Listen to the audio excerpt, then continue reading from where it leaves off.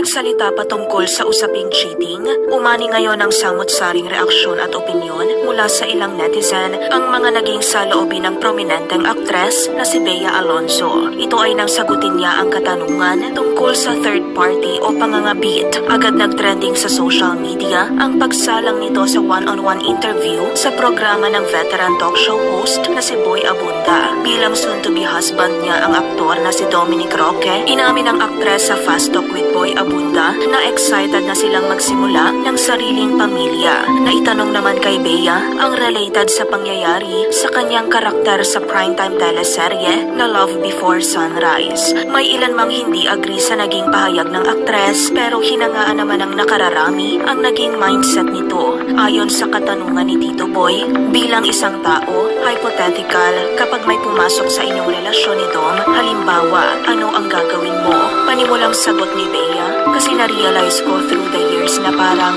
sa lahat naman ng pagkakataon masasaktan ka, but you really have to fight for the person worth fighting for. Maybe I'll fight for Dom.